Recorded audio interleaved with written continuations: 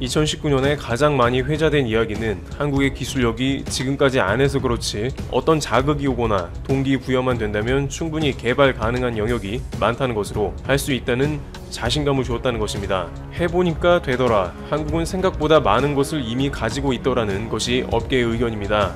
특히 수출 규제로 시작된 일본의 견제 속에서 미지의 영역으로 여겨지고 불가능해 보이던 불화소를 국내 업체들이 생산하는 등 앞으로 한국이 소재 기술 분야에 많은 투자를 할 뿐 아니라 다양한 영역에서 국산화를 이뤄내는 모습이 연달아 나오고 있어 관심을 끌고 있습니다. 특히 최근 수년간 국방 부분에 있어서 기술력의 증강은 기술력이 됨에도 불구하고 안 하고 있었거나 미국과의 협정으로 인한 제재에 막혀서 못하는 경우가 있었지만 이제 자체적으로 기술 개발을 통해서 새로운 무기를 탑재할 수 있는 능력을 키우고 미국과의 협상을 통해서도 해결해 나가는 모습입니다. 특히 국산형 전투기가 훨씬 막강해질 수 있다는 소식과 대한민국 핵 잠수함의 가능성도 다뤄지고 있습니다. 우선 최근 대한민국 국군은 북한의 장사정포를 막을 한국형 아이언돔 구축을 위한 개발에도 착수하는 등 요격 능력 강화에도 방점을 두었습니다. 이는 군 당국이 북한의 탄도미사일 위협을 방어하고 전시작전 통제권, 전자권 전환 시기에 대비하기 위해 감시 정찰 능력을 키우는 것입니다. 지긋지긋한 북한의 장사정포 위협을 한국형 아이언돔으로 그 위협을 제거하고 장사정포의 발사 위치나 모든 움직임을 사전에 파악, 대응한다는 계획인 것입니다. 한국이 기존에 가려웠던 부분들을 이제 엄청난 예산을 투입하며 전략적으로 안보를 강화한다는 움직임입니다. 한국은 이제 충분히 그럴 만한 저력이 된다는 것입니다. 국방부는 2021년에서 25년 국방준비 계획을 수립했다고 밝혔습니다. 대한민국의 국방비는 갈수록 증가하며 한국의 안보를 위해서 대거 투입되고 있는 상황입니다. 내년부터 5년간 총 300조 7천억 원이 투입되며 올해 50조 원을 돌파한 국방 예산은 2024년 60조 원을 돌파하게 됩니다. 연평균 증가율은 6.1%입니다. 국방부에 따르면 방위력 개선 분야는 한반도 전역을 실시간에 가깝게 파악하기 위해 감시 정찰 능력을 대폭 향상하는 데 초점이 맞춰졌습니다. 바로 이때 최근 미군과의 협정이 요긴하게 쓰입니다. 2025년까지 군사용 정찰 위성, 국산 중고도 무인 정찰기 등을 추가 전력화하고 초소형 정찰 위성 개발에도 착수하는데 초소형 정찰 위성의 경우 최근 한미 미사일 지침 개정에 따라 개발이 가능해진 고체 추진 우주 발사체를 활용해 쏘아올릴 계획입니다. 하지만 미국은 한국의 모든 것을 허가해주거나 기술을 전수해주지 않는 상황도 나오고 있습니다. 그렇기 때문에 국방부는 이와 관련해 적극 관련 기술을 개발해 대체하기도 했다는 것입니다. 바로 한국형 전투기에 장착하기 위해 국내 기술로 개발된 능동전자 주사식 위상 배열 AESA 레이더의 첫 시제품이 출고된 것입니다. 해외로부터 기술 이전 없이 국내 개발은 불가능할 것이라는 우려 속에서도 방위사업청은 7일 오전 경기 용인시 한화시스템 용인종합연구소에서 한국형 전투기 핵심 장비인 AESA 레이더 시제품 출고식을 개최했습니다.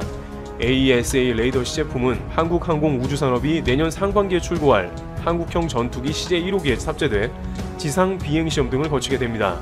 그러나 AESA 레이더의 국내 개발 과정은 험난했습니다. 미국이 2015년 기술을 이전해달라는 한국 정부의 요청을 거절하자 정부는 이듬해 국방과학연구소 주관으로 개발을 시작했습니다. ADD는 2017년과 2018년 두 차례의 지상 시험 및 점검을 통해 입증 시제, 기술 검증 모델의 기술 성숙도를 확인했습니다. AESA 레이더 하드웨어의 국내 개발 능력이 확인된 것입니다. 여기에 이스라엘과도 협업 성과를 이루는데요. 이후 ADD는 입증 시제를 이스라엘 방산업체 엘타사로 보내 송수진 장치와 결합하고 지상시험 및 비행시험을 진행, 한국형 전투기 기체 앞부분에 실제로 장착하는 탑재 시제 개발에도 성공했습니다. 한편 AESA 레이더의 하드웨어가 성공적으로 개발되면서 소프트웨어 개발이 과제가 됐습니다. 전투기에 장착된 AESA 레이더가 비행 무기 체계와 통합 운용되기 위해서는 자체 소프트웨어가 필수적입니다. ADD 관계자는 레이더가 항공기와 연결해 제 성능이 나오도록 하는 것이 체계 통합이다. 체계 통합은 어려운 일이라며 소프트웨어 개발이라는 큰 산이 남았지만 다른 레이더를 개발한 경험이 있기 때문에 아무것도 없는 상태에서 시작하는 것은 아니다 라고 말했습니다. 올해 9월 한국형 전투기 시제 1호기 조립이 시작되며 이 과정에서 AESA 레이더도 함께 전투기에 탑재됩니다. 이후 지상 시험과 소프트웨어 개발이 진행되고 2023년 한국형 전투기 비행 시험을 하게 되는 것입니다. 국산 AESA 레이더를 탑재한 한국형 전투기는 2026년에 개발이 완료됩니다. 전투기의 눈으로 불리는 AESA 레이더는 공중전에서 적기를 먼저 식별하고 지상의 타격 목표를 찾아내는 데 필수적인 장비입니다. 약 1000개의 송수신 장치를 독립적으로 작동시켜 여러 개의 목표를 동시에 탐지 추적할 수 있습니다. 바로 이 레이더는 미국이 보유한 레이더와 비슷한 수준으로 기술력이 매우 뛰어나며 활용 범위가 넓다는 것입니다. 따라서 한국의 AESA를 통해 한국은 막강한 국산 전투기를 보유하게 되며 또한 이를 수출할 수도 있는 두 마리 토끼를 잡게 되는 계기가 될 수도 있는 것입니다. 여기에 또 하나의 중요한 시도는 핵 잠수함입니다. 국방부 플랜에 보면 2026년까지 4,000톤급 잠수함을 건조하겠다는 의견을 제시하고 있는 상황입니다. 현재 3,000톤급 한국형 차세대 잠수함인 장보고3 사업이 추진 중인데 발전된 기술을 토대로 국내 기술로 첫 4,000톤급 잠수함을 건조하겠다는 의미가 됩니다. 몸집이 커지는 만큼 잠수함 탄도미사일 SLBM 등 무장 능력이 강화될 것으로 보입니다. SLBM에 대해서 국방부는 공식적으로 그렇다고 밝히진 않았으나 미사일 계획은 극비의 보완이 필요한 만큼 언급하지 않은 것으로 일각에서는 기술력이 충분한 데다가 4,000톤급까지 발전하게 되면 사실상 SLBM을 탑재 못할 이유가 없다며 관련 개발 가능성이 커진 겁니다. 여기에 한국에는 줄기차게 SLBM을 탑재한 핵 추진 잠수함의 보유에 대한 논의가 줄기차게 이어져 왔습니다.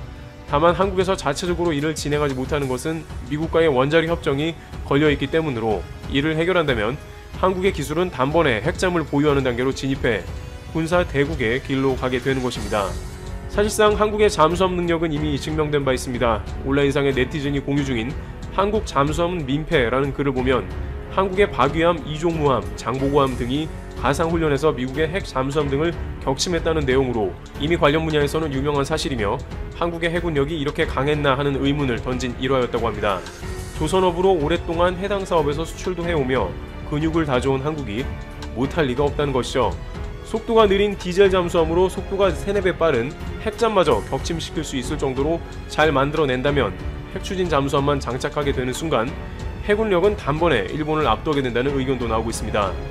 다만 한국이 핵잠을 보유하는 단계에서 핵 재처리 기술이 들어가기 때문에 주변국들의 반대가 이어지고 특히 일본이 거세게 반대할 것으로도 보이고 있습니다. 그러나 이러한 논의도 주변국과의 반대보다는 당장에 미국과의 특별한 협정을 통해 추진되어야 할 것입니다. 안 그래도 미국은 동북아시아의 방어력을 시급하게 확충해야 하는 긴급한 상황에 처해 있는 모습입니다. 러시아, 중국, 북한 등을 상대로 태평양 패권을 지켜야 하는데 미국이 주도하는 것만으로는 역부족이며 구체적으로 작전 반경을 넓히기 위해 동맹들의 파워가 동시에 증가해야 함을 절실하게 깨닫고 있는 것이죠. 이번 미사일 협정은 트럼프 대통령과 문재인 대통령의 담판으로 탑다운 방식으로 기적적으로 성사되었으나 앞으로 이러한 방식의 협정은 계속되지 않을 수 있습니다. 그러나 다행히도 미 국방부에서는 미군 비용 감축을 위한 움직임을 보이고 있으며 앞으로도 한국의 국방력 강화를 위한 다양한 제재를 풀어줄 것으로도 보입니다. 물론 트럼프 대통령이 재선된다면 국방 부분에서는 한국이 제시할 수 있는 협상안이 훨씬 많아질 것입니다. 한국이 강해지면 미국 비용이 세이브된다는 논리는 민주당뿐만 아니라 기존 보수파 의원들에게는 절대로 통하지 않지만 트럼프 대통령에게는 매우 잘 맞는 논리이기 때문에 트럼프 재선도 괜찮다는 의견도 일부 국방을 강화하자는 네티즌들에게 나오기도 합니다. 이와 같이 한국은 미국이 기술을 주지 않으면 개발해버리고 미국과 협상이 되면 관련 분야에서 날아오르며 국방력을 강화하며 세계적인 군사 대국으로 발돋움하고 있습니다. 미국과 과거에 맺은 여러가지 불필요한 협정을 궁극적으로 제거하고 자주 국방을 더욱 강화하는 움직임도 필요해 보입니다. 오늘 일본의 아베가 국회 개원 시정연설에서 한국과 관련해 기본적 가치와 전략적 이익을 공유하는 가장 중요한 이웃국가 라고 했다고 해서 국내 언론들이 일제히 기사화했습니다. 기본적 가치를 공유한다는 표현을 쓴 것이 2014년 이후 6년 만이라고 하면서 2013년부터 매년마다 달라진 표현을 쭉 나열하면서 이날 연설에서 아베 총리가 한국과 관련해 유화적인 표현을 쓴 건 지난달 양국 정상이 중국에서 15개월 만에 정상회담을 하는 등 관계 개선을 모색하고 있기 때문으로 풀이된다 라는 결론을 내리고 있습니다. 이런 보도를 하는 것 자체가 얼마나 말도 안 되는지를 일본의 신문들과 여론조사 등을 찾아보았습니다. 한국의 신문 기사들은 한국을 중국보다 먼저 언급했다.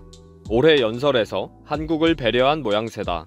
7월 도쿄올림픽과 2020년 외국인 관광객 4천만 명을 목표로 하고 있는 일본이 한국을 자극하지 않으려고 노력했다 등으로 해석하면서 이번에 중요한 이웃이라는 표현을 특별히 사용했다는 거죠. 아베의 연설문은 한국은 원래 기본적 가치와 전략적 이익을 공유하는 가장 중요한 이웃입니다. 한국은 나라와 나라와의 약속을 지키고 미래 지향의 양국 관계를 구축해 나갈 것을 간절히 기대하겠습니다. 입니다. 그래서 일본 언론에서는 다만 잊어서는 안 되는 것은 한국은 원래, 즉 원래는 그랬다는 과거형의 의미를 풍기고 있다는 점이다. 에 주목하고 있습니다. 그러면서 아베의 표현을 이렇게 해석하고 있습니다. 한국시 당신은 본래 옛날에는 기본적 가치와 전략적 이익을 공유하는 중요한 이웃인데 이제 전 징용공 문제는 이미 합의한 청구권 협정으로 약속을 잘 지켰으면 좋겠어 라고 해석하고 있습니다. 일본 언론은 약속을 안 지키는 한국은 약속을 지켜라가 본질이라고 보도하고 있는데 한국 언론에서 일본이 변했다, 철들고 있다는 식으로 이야기하는 것은 옳지 않습니다. 일본의 궤변은 정말 말도 안 되는 논리죠. 정말 일본은 개풀 뜯어먹는 소리를 일상처럼 하고 있습니다. 그리고 일본 야당과 언론에서는 아베의 국회 시정연설에서 헌법 개정에 대해 강력하게 의견을 표명한 것을 헌법 개정을 억지로 선거 쟁점화하고 아베의 부패 스캔들을 일부러 언급하지 않는 것을 비판하고 있습니다. 특히 올림픽을 장황하게 강조한 것은 국민들의 시선을 빼앗아서 자신의 부패 스캔들을 숨기기 위한 저렴한 술수라고 비난을 받고 있습니다. 어쩌면 아베가 한국에 대한 언급이 뉴스거리가 된다고 생각하고 자신의 부패를 가리는 데에 이용한 것이 아닌가 싶어서 썩 기분이 안 좋습니다. 그리고 오늘 일본은 도쿄에 있는 미쓰이 빌딩에서 영토 주권 전시관을 새롭게 오픈했습니다. 쿠릴 4개 섬, 독도, 센카쿠 열도 등 러시아, 한국, 중국과 각각 영유권을 놓고 대립하는 3개 섬의 상설 전시 공간을 만들어 놓았습니다. 독도 전시관 입구 쪽에는 한국의 실력 행사에 의한 불법 점거 라고 적은 현수막을 크게 걸어 놓았습니다. 올림픽을 앞두고 해외 언론과 관광객을 대상으로 해서 여론전을 제대로 한번 해보겠다는 거죠. 물론 중요한 이웃 한국에 대한 배려는 아예 없었고요. 그리고 2020년 들어서 일본에서 각 언론사들마다 여론조사 결과가 나왔는데 많이 이상합니다. 여론조사를 보면 아베는 잘못한 것들이 너무 많다, 그래도 지지한다 라는 이상한 결과가 나온 것입니다. 여론조사 결과와 네티즌 반응을 보면 이해가 안 되기도 하고 우습기도 합니다. 카지노 리조트를 추진하는 것에 대해 반대가 58%이고 아베의 부패 스캔들에 대해 비판하는 여론이 70%에 육박하고 있음에도 불구하고 아베 내각에 대한 지지도는 48%에서 52%로 상승하고 있습니다.